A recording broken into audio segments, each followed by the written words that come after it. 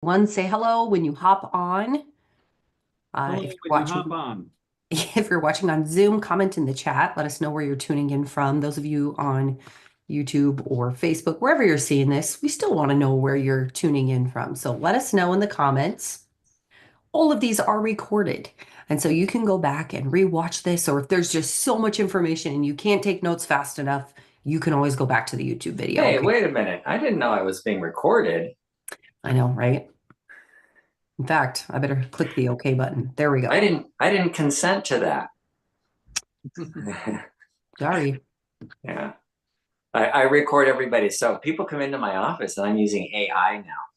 And the AI, it's just changed my life, this AI stuff, because it records the conversation, transcribes the entire conversation, and then puts it into a medical format for my medical records, summarizes it, and then I just go through the completed chart and go, yes, yes, yes. Oh no, this and this, and then make a few changes and all that, Yep. and I'm done. Yeah, it used to take me a couple of hours at the end of the day trying to remember, oh, what did we talk about in there? Was that person or that person? Trying to remember, fill in the gaps that, I'm taking notes while we're talking, but then I got to fill in the gaps. No gaps anymore. The AI Amazing. just fills everything in and even adds things that I didn't even say. It is pretty amazing. I would Yeah, agree. But I'm glad you're looking over it because it still makes mistakes. yeah, it That's for does. sure. It does. Well, we're excited to have all of you here today. This is episode number 292 today. Actually, we have done way more than that, but that's what we're counting. Anyway, the topic for today is going to be really good. The well-trained heart, the effect of exercise on the heart. And this is going to be good. There are so many different forms of exercise, and sometimes I think it can be confusing what we really need to be doing. And I think it'd be good to dig in and see what effect exercise even does have on us. Uh, I want to just put a disclaimer out there. Dr. Saunders is a medical doctor. He's a wonderful doctor, but he is not your doctor. So please consult with your healthcare provider before you implement any of the things that we talk about today. And we'll give a shout out to Joe. Maybe some of you haven't seen or know Joe. Some of you are new here today. Joe is the founder of our company, so it's always fun when he's on here. And Joe, when did you start Barton Publishing? Um, BartonPublishing.com is going to turn 21 this Friday, actually. So it's going to be of legal drinking age. Wow. We shall celebrate by fasting. Yeah, so Yeah. 21 years. That's awesome. Very cool. And then Dr. Saunders, how long have you been with the team? Gosh, only a couple years after it got started. Yeah, it's been 2007, October. I remember it quite well. So, yeah, Wow, that's pretty cool. 18 years, going on 18 years. I put in the chat, let's make guesses on what that metal thing is in front of Dr. Saunders. A dessert tray? A bedpan? Oh, you can see that. Oh, yeah. Okay. It's a mayo stand. If anybody knows what a Oh, mayo stand is. that's funny. Oh, a mayo Yeah. stand. So it's close to a dessert tray. Yeah. Oh, I didn't know you could see that. Oh, it looks good. That's all right. Intrigue. There. How's So that? Oh, perfect. there you go. Dr. Saunders, tell us about what your world looks like, I guess. How often are you working? Where are you working? What does a typical week look like for you? I work so on Mondays I work from home, and I'm doing a lot of either telehealth programs like talking to people, online or whatever, phone calls, going over people's test results and all that kind of stuff. And then Tuesday and Wednesday, I work in Goleta, which is a town right outside of Santa Barbara.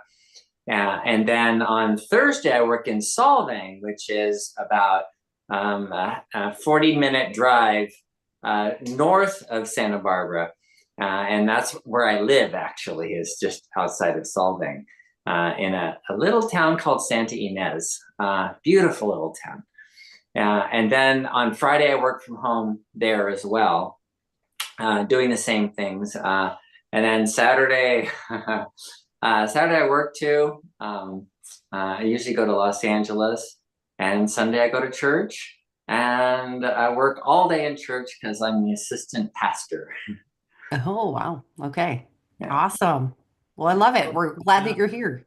About a year ago, Anders and I visited you, and that was a lot of fun. And I loved the town of Solvang. Like that's the one with all the Dutch like decor, right? And like Yeah, the all the Danish. Yeah, Danish. they call it Little Denmark, a Danish village. Yeah, that was Yeah, be a fun place to like vacation with the spouse, like a romantic getaway, and just yeah, minimize moderation for the bakeries. Like we did hit the bakery, but yeah.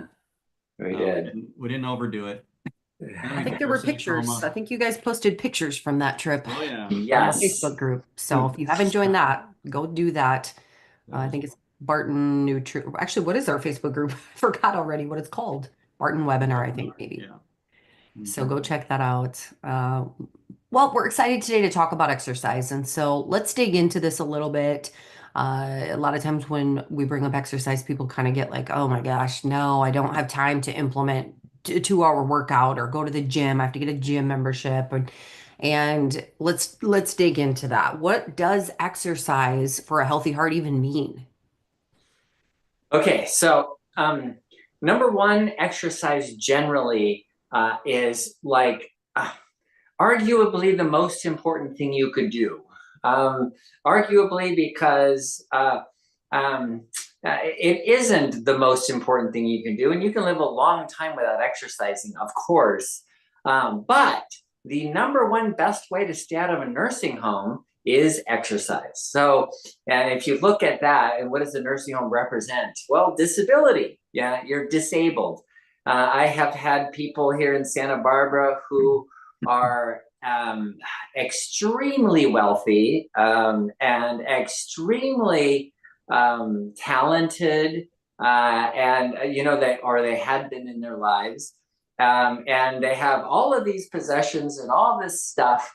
And one of them was like a famous artist with their art studios all over the place and everything. And but when their brain doesn't work, or when the body doesn't work and somebody has to take care of you and wipe your butt for you, then that's like, who cares what else you have, what other wonderful things you've done if you are debilitated and can't do it. So the way to prevent that is exercise. And exercise is one of those things that we have to purposely do today. Why? Because it used to be throughout history that human beings had to exercise because everything had to be done with muscle power.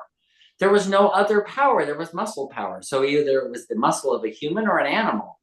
And so, wherever you go in the world in the past, you had slaves because they had to use their muscles to get things done.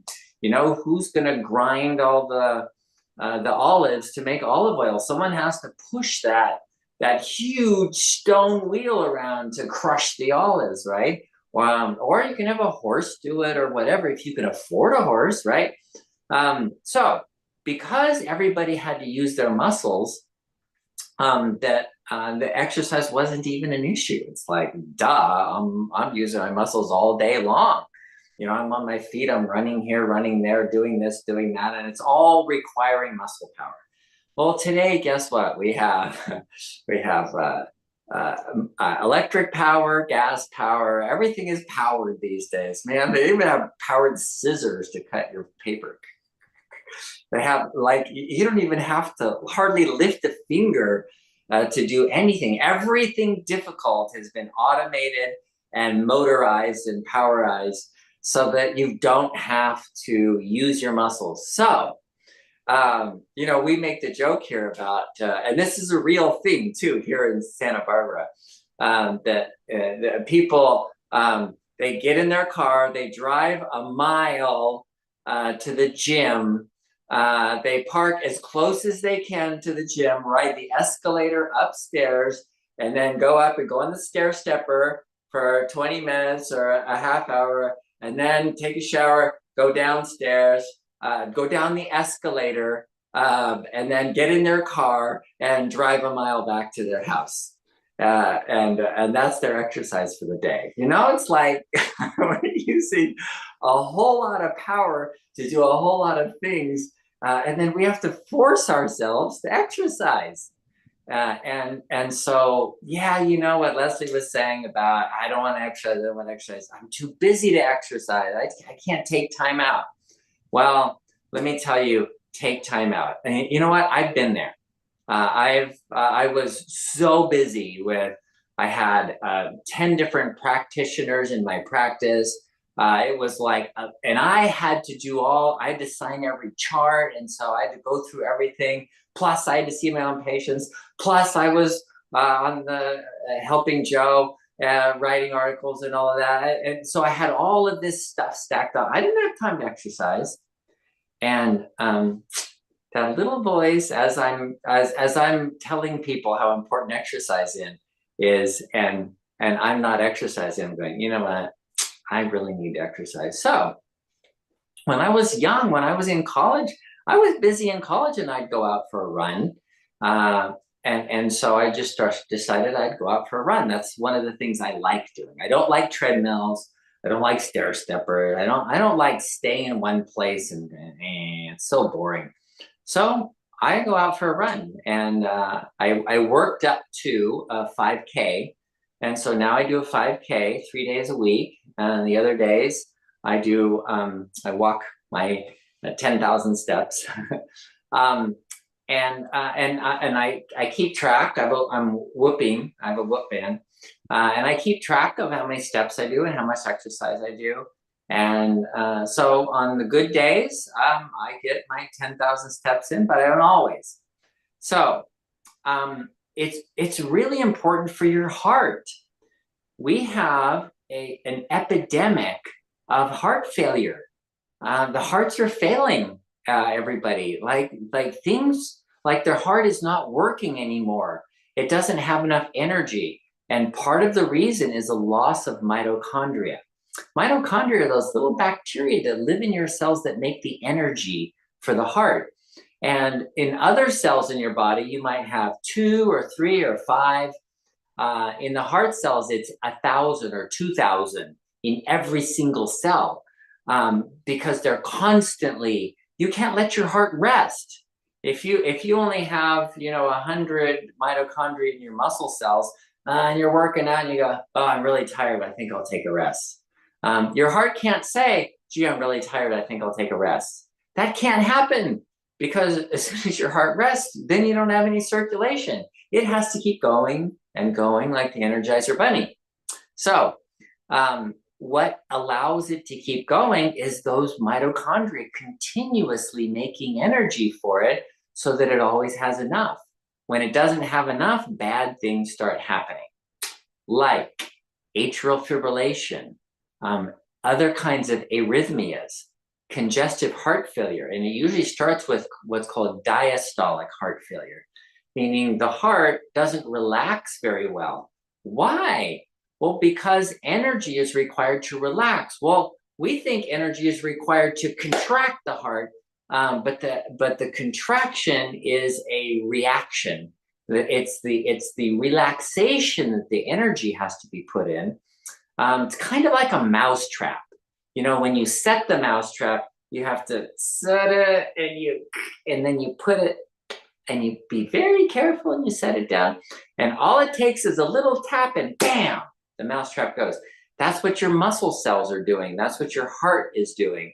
It's resetting, and then all it needs is just that little tap of the impulse, the electrical impulse coming by, and it goes bam, and it contracts. So the problem at first is not contraction. The problem is relaxation, diastolic dysfunction, relaxation dysfunction. So, and that's where congestive heart failure comes in. And all of these heart problems have to do with not having enough energy. the arrhythmias, atrial fibrillation. You just don't have enough energy for those cells to function properly. In atrial fibrillation, you're on the edge, and you have some of them have enough energy, but it's taking them a little longer to reset. And so the impulse comes by, and all of the other cells have already contracted, and then this one contracts, and that one contracts, and that's what fibrillation is all of those cells are contracting at different rates at different times because they just don't have enough energy to have a coordinated effort. So exercise helps you build those mitochondria. If you don't exercise, you don't build mitochondria. If you don't exercise, you don't build anything. You don't build your bones. You get osteoporosis. You don't build your muscles. You get weaker. But remember, your heart is a muscle. And yes, it's beating all the time. But if it's beating in relaxed mode all the time, then you're not adding mitochondria to it. You have to push it to its limit in order to build mitochondria. So for me, I started out at about 150 beats per minute. And then I got up to 160. I'm up to 170 now. And when I'm pushing really hard. That's really good. Awesome. I love it. Keep your questions coming. If you can post those in the Q&A, that would be wonderful. I did have a young person say to me yesterday, yeah, so-and-so is pushing their heart to the max by use of caffeine. And I thought, that cannot be helpful. I mean, I could be wrong, but I don't know. They exercise a lot too. I do know that. And this person lifts a lot of weights. And anyway, so I think my son was just asking for permission to have caffeine by hearing that story from someone else. But I thought it was interesting. Thought I should at least ask. I don't know. I don't know if that builds mitochondria or not in the heart. I mean, to me, it seems dangerous, but then again, I'm thinking, well, maybe it's okay to put a little stress on your heart as long as it's not every day, all day. I don't know. I don't know. Okay. We had a question here. Let me see here. Where did it go? Oh, Lori says, I'm taking the Healthy Heart Support from Barton Nutrition. I take 2 capsules in the morning, 2 capsules at night. In the Heart Healthy book, it mentioned after 90 days, you don't need some of your supplements every day. Is it okay if I decrease supplements to 2 capsules per day instead of 4? I'm also taking NAD, and I'm taking 3 essential supplements by Max Living, recommended by my chiropractor. It's for inflammation and immune support and cellular health and longevity. So the answer to your question, should I decrease my supplements to 2 a day after 90 days? Yeah, that's fine. The supplements are exactly that, supplements. They're supplemental, and they're to help you get to a point of you're exercising regularly, your blood pressure's normal, you have better heart function, and once you have that, then you don't need that supplement anymore. Someone had also asked, does NAD help the heart? And I am seeing a lot out there lately about NAD on social media. Okay, so here's a couple of things. Like, if you want to build mitochondria, I was talking about exercise. If you don't exercise, it doesn't work. So just sitting on the couch and taking NAD is not going to do it, because that's part of what they're telling you is, oh, you can take this pill and build mitochondria, build energy, right? Because NAD is necessary for energy. There's a couple of other things. There's something called PQQ and CoQ10, and those build energy in the heart as well. But if you don't exercise, they're not going to do anything. And that's kind of the important point. So yes, NAD is good. PQQ is good. CoQ10 is good. L-carnitine is good.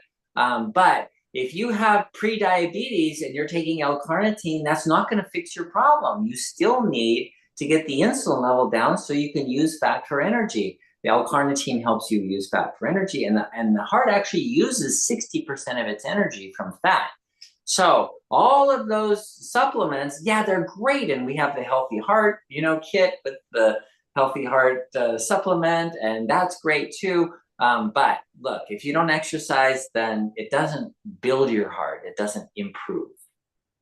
Okay. Okay. Ricardo says, is this formula still accepted for the maximum heartbeat rate? Hold on, let me see. So I'm just trying to understand if it's heartbeat max equals 220 minus age in years. Yeah, that's kind of what they use. I don't see it on here. The last Q&A. What's the last? Oh, there it is. 220 minus age in years. Yeah, roughly. But you know what? Here, the reality is that you should be able to get your heart rate up over 150 anyway. And so, if you're over 70, as you exercise, you can get a better heart rate, a higher heart rate. And so that indicates that your heart is working well, that you have enough energy in your heart. So yeah, generally that is used, but I still think people should be able to improve that and have a heart that's as healthy as a 20-year-old, where you can get up to 200. So what is the goal then, as far as, okay, so like on your Whoop band, it measures your resting heart rate. And I think the goal with that is, how does that correlate to, do you want a big gap in your resting heart rate all the way up to what you can get when you are working out? Do you want those numbers closer to each other? Good question. Yeah, that gap, the wider the gap, the better. So if your resting heart rate is around 50, that's like a marathon runner. Someone who works out a lot is going to have a much slower heart rate. What does that mean? Why is that? Because if your heart is in really good shape, then most of the blood, as it beats, most of the blood is pushed out. And so it doesn't require as many beats to get the same amount of circulation. Whereas if you have a heart that's not relaxing all the way, and you're only getting 40% of the blood out, then you have to beat more times to get the same amount of blood through. So a slower resting heart rate means you have a better functioning heart. And then to be able to get it up into the higher range means you get really good circulation while you're exercising. So that the wider is better. Okay, awesome. So the better the range, the better the health. Okay. Let's see, I did that one. Don said, I see a lot lately about squatting. It's on infomercials, YouTube, etc. Opinion. Well, what type of squatting are we talking about? Oh, well, doing squats, right? Well, I didn't know if we were talking about, like, living in someone's abandoned home. Hey, I have an opinion on that too. I mean, I don't know if it's going to improve your heart condition, but I mean, Yeah. okay. No, squats are great. They're actually those muscles that you're using when you're squatting. Those are the bigger muscles of your body, your glutes and your quadriceps and your gastrocnemius muscles, the calf muscles. That group of muscles for squats is really great for improving your exercise tolerance, for improving your strength and stamina. It's interesting that when you exercise any muscle, all of your muscles are better off, because there's a certain turnover of cells and the chemicals of your body and the proteins and all of that stuff. And when you're exercising something, then you have less degeneration of all of the other areas of your body too, or all of the other muscles in your body. So you increase. Your muscles aren't necessarily getting stronger. Your upper body's not getting stronger when you're doing squats, but it does maintain the rest of your body, and that's actually a good way to go. There's been some really interesting research on that, on how squats help you with heart disease. What was the other one? Walking. Oh, that's what it was. Walking uphill helps you with heart disease, and walking downhill helps you with diabetes because you're using different muscles. Interesting. Okay. All right. I'm going to dig into some more of these questions. If you can post those in the Q&A, that'd be great. Richard says, please explain ketosis. Okay. Is this what we're striving for in phase 1 in order to reverse insulin resistance? And then it says, does it do that? And if so, what's the time frame? Is this why I've got a sour metallic taste in my mouth and everything, including water, either doesn't taste right or it tastes bad? Yeah. So when someone goes into ketosis, they have a ketone breath, and you can actually get a test, a breathalyzer, that tests how much ketones you have in your breath to see if you have an increased level of ketones. But ketones have a smell to them. They have like a certain odor. And for some people, it's obvious. You walk into a room and you go, whoo, ketosis, somebody's eating a ketogenic diet. For other people, they don't make as much of the acetone ketones. So it doesn't smell that much, but it's usually kind of a, sweet, fruity smell. But people often say they have the metallic taste in their mouth. That's often common. And that the taste is off. Because of that constant, the way your body works is to become accustomed to something. You get used to having those ketones around, and you don't smell it anymore. Other people can smell it, but it does affect your taste for other things. And most of our taste comes from smell. So yeah, that's part of the ketogenic diet. Ketosis is when you don't have any more sugar to burn, no glucose. So your body starts going, oh, we better make some ketones. So your liver starts taking fat and making it into ketones. Ketones cross directly into like the blood-brain barrier. Your brain can use them instead of glucose in most areas of your brain. So that ketosis is an important part of supplying energy to a lot of cells in your body that otherwise wouldn't have energy when you're not eating. So that's what ketosis is. It's you're actually making these ketone bodies, and there's 3 different kinds. You can measure them in the blood, in the urine, or in your breath. Well, and Richard said, I believe that I've achieved ketosis. Should I quit taking metformin and resume taking the supplements, Cinachroma, berberine, Nervala, omega-3, healthy heart support?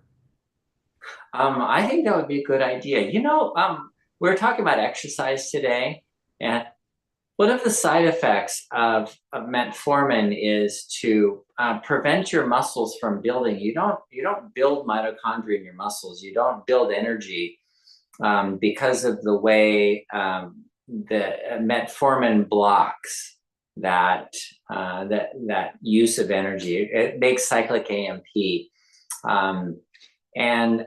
So because of the way metformin works, it's a good idea if you're going to exercise, especially to go off it. All right. And this is interesting. Okay. So John had said, you had told the story once about your father bending over to tie his shoes and then dying. And John thinks about that a lot and what was going on with his health at the time. Okay. He was 86 years old. He had a lot of vascular disease. He had prediabetes. He had neuropathy. He had heart disease. and he had bladder cancer. So, so yeah, there was a lot going on. But he got up, and he took a shower, and he was going to go to his doctor that day, his urologist. So you know, he was still functional. It's amazing how resilient our bodies are. Wow. Okay. Let's see here. Okay, Parvin, or no, I missed this. No, yeah. Parvin said, my A1C is 72. Last time was 78. I will say your supplements has helped. Still concerned about neuropathy. What if it's 7.2? Yeah. Unless there's numbers that I don't recognize. I'm still taking Nervala once a day. Should I increase it to 2? Or I hear you were talking about exercise. Oh, yeah, exercise is a great way. Okay, so 78 to 72, that's a good drop, and that's a good start. So the reason you didn't recognize it is because we usually use milligrams per deciliter, and a lot of them are milligrams per liter. And so that moves the decimal point over one. And that's all. So you're right. It's 7 in our terms, it would be 7.2 and 7.8. So 7.8 to 7.2, that's a good drop, and that's a good start. I'm sorry, what was the question? The supplements seem to be helping, but still concerned about neuropathy. Yeah. Taking Nervala once a day. Should I increase it to 2? No, no. Take it once a day and exercise. That would be a great idea. I like that idea of exercising. Okay. Because exercise increases the blood flow. And that's really where the issue is, primarily, is blood flow. So if you can exercise, that's a perfect place to start. Okay. Lori is also taking vitamin D3 and K2, but those are also in my Kairos. Oh, you know what? Was this part of another question? Hold on. Also taking D3 of those. Yes, never mind. That was part of a different question. That's why I was confused. Debbie says, what is with the pink salt Mangiano? Which one really works? The second I'm on Facebook, there is a different. This is frustrating. Manjaro is an injection. I don't know what the pink salt is. Yeah, I'm not sure either. I wonder if it's a different word. Pink Which salt. one really works? So I hear a lot about Monjaro working for weight loss, and I've had people on it. I've had some of my patients have tried it and have lost weight. There's things you have to worry about though. It's like our world is fake, right? We want to fake everything, make it appear that it's this way when it's really not. And we don't do what's real. So what would really detox somebody, what would really make a difference is when somebody actually uses up all of the fat that they've been storing for years and years and years. If you actually use it up because you're exercising, because you're not eating too much, then your metabolism improves and everything gets better, and you cleanse, you detox, things get better. But when you're faking it, like with Monjaro and all the other ones, Wegovy and all that stuff, you're not really detoxing. You're actually getting more insulin resistance. So they say, oh, you have to do it for life. Once you get started, you're on it for the rest of your life, because if you ever go off it, heaven forbid, you're gonna be worse off. So you know, and that's kind of what happens with everything that we do. I was talking to someone today, and she said, I'm so glad you took me off those medications. She said, I look at all my friends who are taking those medications, and they're getting worse and worse and worse. They're not getting better. And I'm like, yeah, that's the difference is when you're trying to fake it, it's always going to not be as good as actually doing the real thing. So what we're training you here is the real thing. How do you really have a functional, good heart? How do you really have a good metabolism and not have to worry about diabetes, instead of just like always having to worry about it because you have to get your injections and you have to get your pills and you have to get your whatever stuff. We get the same question, I think, each time. I don't know if it's from the same person, but what is nitric oxide? How important is it? And is there a way to measure it? Okay, nitric oxide is a gas, but it's dissolved in fluid. Nitric oxide is something that dilates blood vessels. And so it lowers blood pressure and it allows blood to flow in certain areas of the body. So, and this has been known for many, many, many years. When 100 years ago, when people were having a heart attack, they would give them nitroglycerin. And the nitroglycerin causes them to make nitric oxide, dilates the blood vessels, the blood pressure drops, their blood vessels dilate, increases the blood flow, and the heart gets more blood flow, and they go, I feel better from the nitroglycerin. That's what it does. And so you want nitric oxide, but you don't want it everywhere. That's the thing. You want it to be able to be used locally, and that's the way your body uses it. It's like in this area we need more blood flow, so your nitric oxide increases, blood vessels dilate, and you get good blood flow. But if you did that everywhere in your body, you'd open up all your blood vessels, and all your blood would run to your feet, and you wouldn't have any blood going up to your head. You have to maintain the pressure by constricting the blood vessels that don't need a lot of blood right now. It's nitric oxide is really important. We often, something that people don't tell you is that erectile dysfunction is often a nitric oxide problem. And so if you look at, Viagra, Cialis, all those medications for erectile dysfunction, they're blood pressure medications. They dilate blood vessels and drop blood pressure.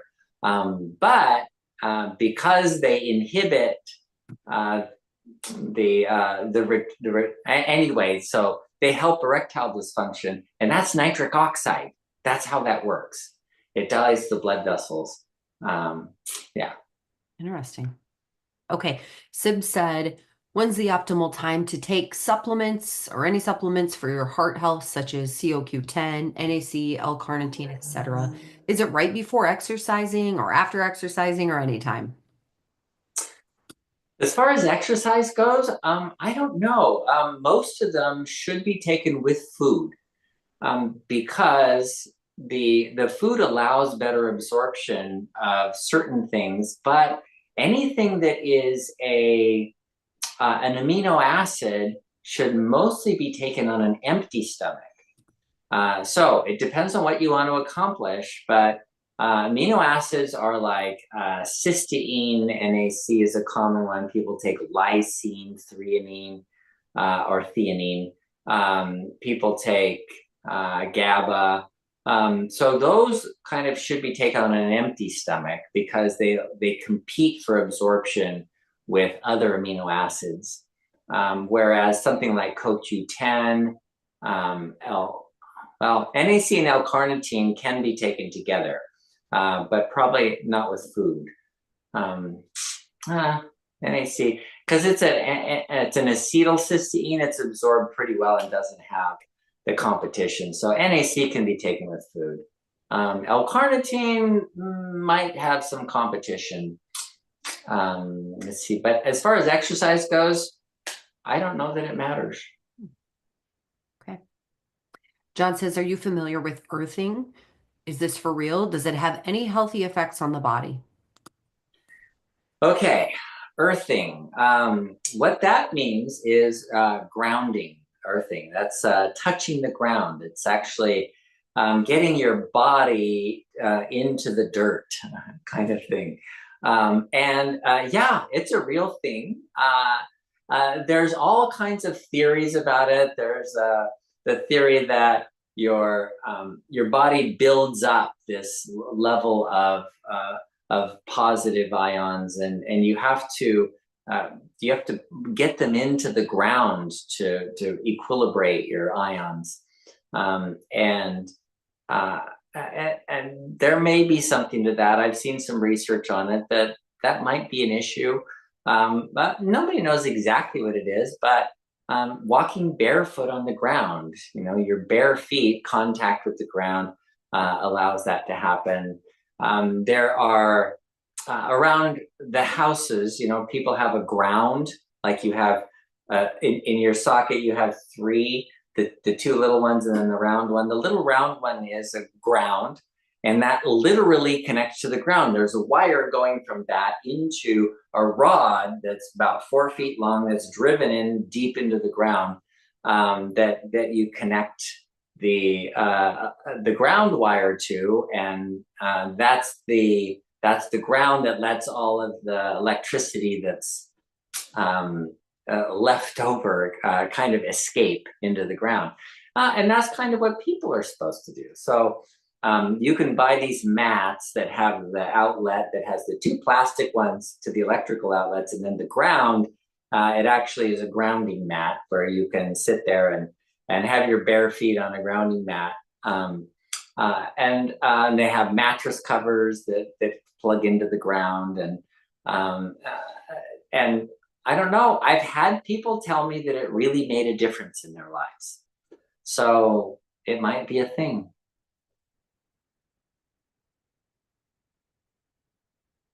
I use one on I have a grounding sheet. I don't know for sure that it does much, but I keep using it, so I'm not sure. Okay. Does metformin cause the pancreas to make more insulin? Richard would like to know.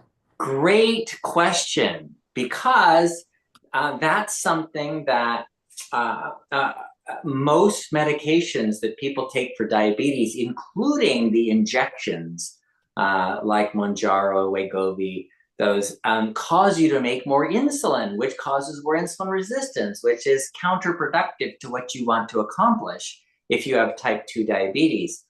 But metformin does not. And that's why I've always said, you can stay on the metformin because it's not going to cause you to get worse.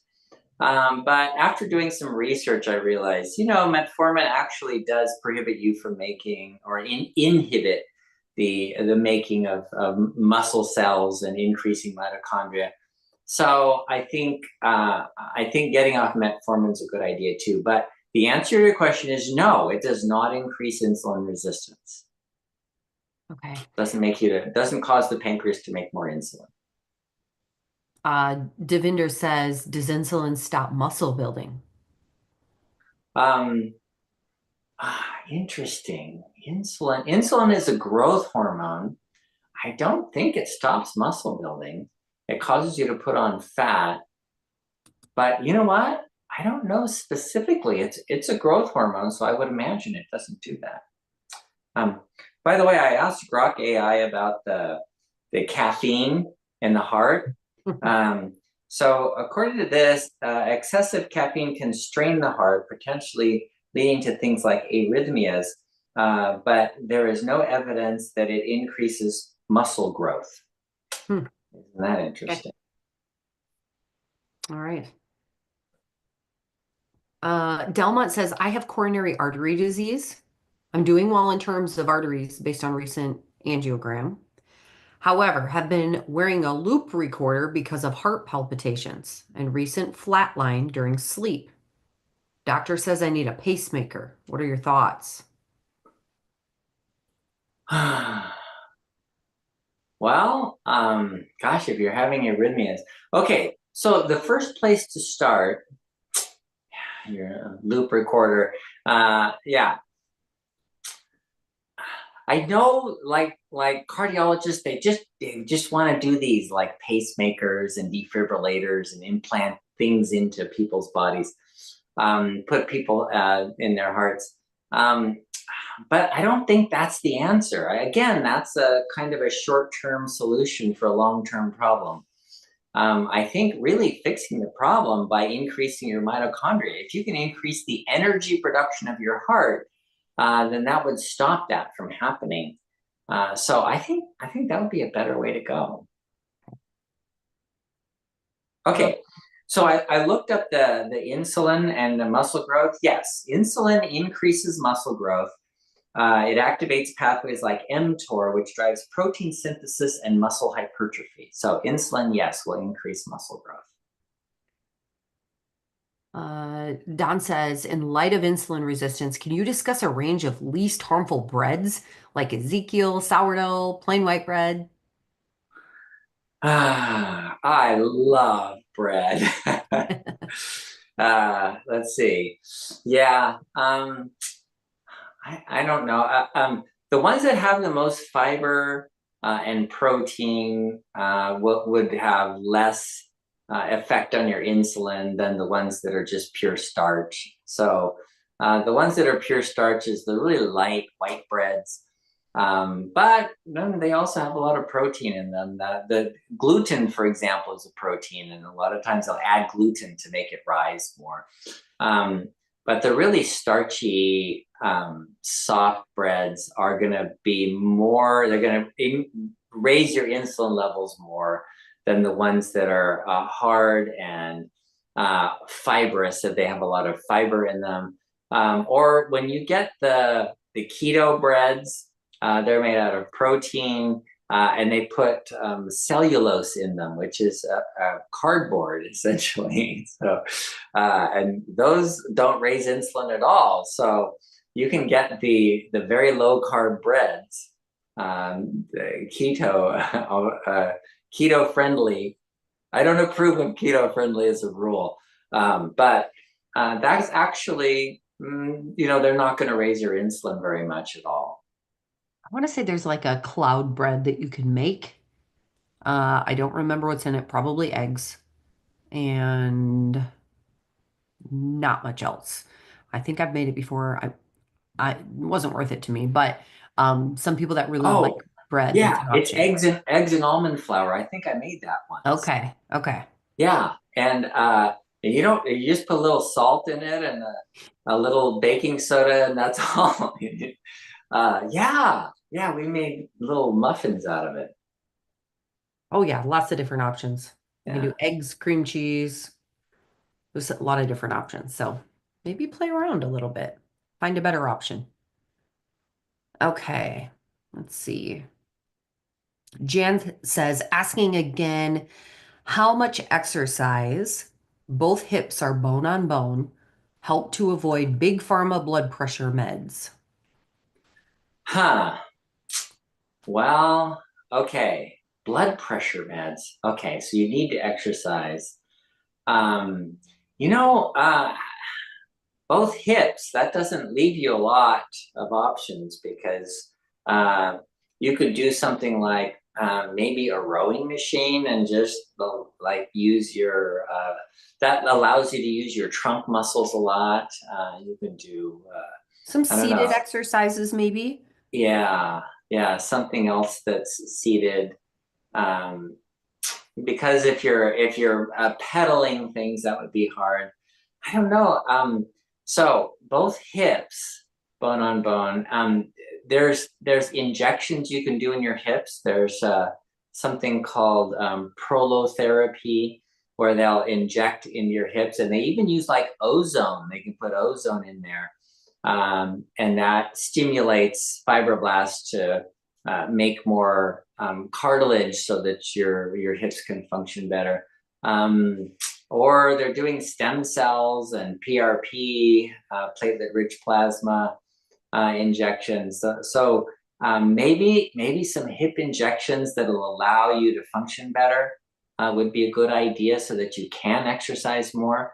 I had somebody who his knees are bone on bone, and he came in and said, I can't lose weight because I can't walk. And I said, okay, you're going to have to do something else. And he fasted for 17 days. And he said the weird thing was his knee pain completely went away. He's walking a mile with his dog now every day.